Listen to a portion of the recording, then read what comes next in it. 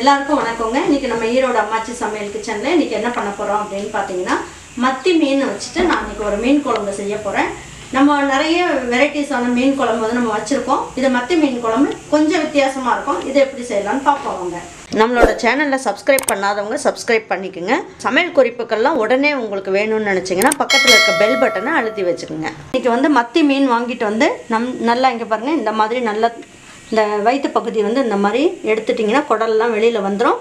வந்ததுக்கப்புறம் நம்ம என்ன பண்ணுவோம், நல்லா முழுசாகவே தலையோடையே வச்சுக்கலாம். உங்களுக்கு தலை வேண்டான்னா நீங்கள் கட் பண்ணி போட்டுடலாம். நீங்கள் கட் பண்ணி போட்டுட்டு நீங்கள் வந்து குழம்பு வச்சுக்கலாம்.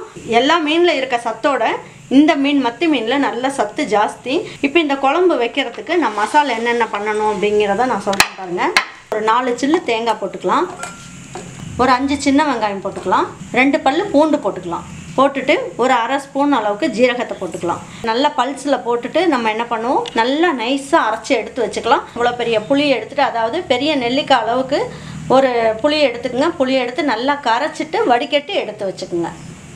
மத்தி மீன் குழம்பு வைக்கிறதுக்கு தேவையான அளவுக்கு நல்லெண்ணெய் ஊற்றிக்குவோம். நல்லெண்ணெய் ஊற்றிட்டு செஞ்சிங்கன்னா நல்லாயிருக்கும். ஒரு 1/4 ஸ்பூன் அளவுக்கு கடுகும், ஒரு 1/4 ஸ்பூன் அளவுக்கு வெந்தயம், 2 பிஞ்ச் அளவுக்கு ஜீரகம் போட்டுக்கலாம்.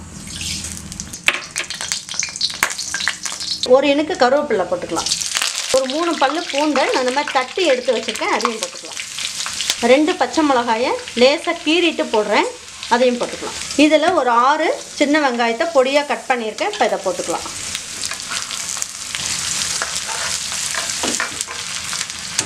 பாருங்கள், 3 தக்காளியை நான் பேஸ்ட் மாதிரி அரைச்சிருக்கேன். இப்போ அதையும் அதில் ஊற்றிக்கலாம்.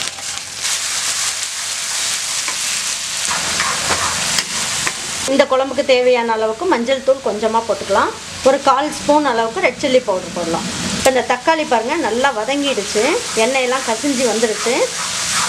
இப்போ இது நம்ம வீட்டில் அரைச்சி வச்ச குழம்பு மிளகாய் தூள், இது ஒரு 4 ஸ்பூன் அளவுக்கு போட்டுக்கலாம்.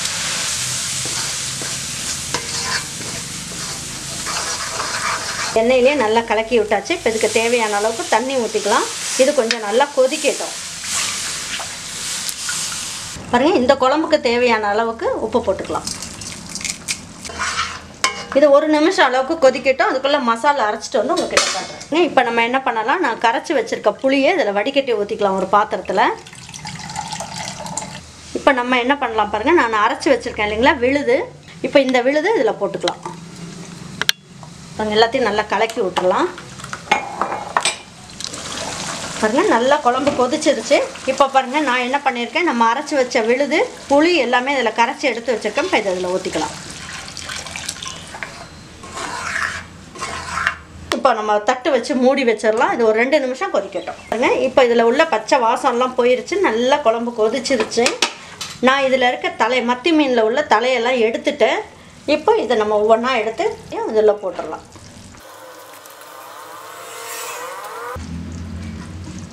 இப்போ லேசாக அப்படி கலக்கி விடுவோம். கலக்கி விட்டுட்டு தட்டு வச்சு மூடிடலாம்.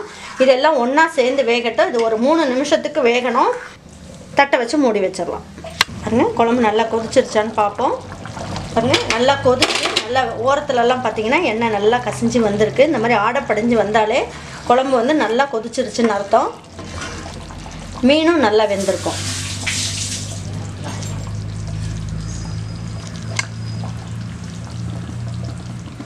சூப்பரான மத்தி மீன் குழம்பு ரெடி ஆயிடுச்சு. ரொம்ப அருமையாக வந்திருக்கு. நல்ல எண்ணெயெல்லாம் நல்லா கசிஞ்சு சூப்பராக வந்திருக்கு. நான் வந்து ஒரு சண்டே வந்து உங்களுக்கு ஒரு குழம்பு ஒன்று வச்சுருந்தேன்.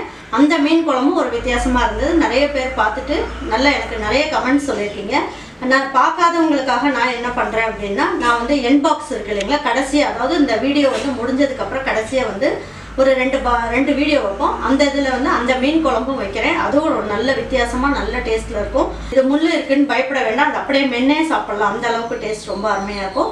அதனால இந்த மீன் குழம்பை உங்கள் வீட்டில் இருக்க பெரியவங்களுக்கும் சின்ன பசங்களுக்கும் செஞ்சு கொடுங்க. செஞ்சு கொடுத்துட்டு அவங்களுக்கும் உங்களுக்கும் பிடிச்சிருந்ததுன்னா லைக் பண்ணுங்கள், ஷேர் பண்ணுங்கள், சப்ஸ்கிரைப் பண்ணுங்கள், மறந்துடாமல் கமெண்ட்ஸ் பண்ணுங்கள். தேங்க்யூ ஃபார் வாட்சிங் ஈரோடு அம்மாச்சி சமையல். தேங்க்யூ.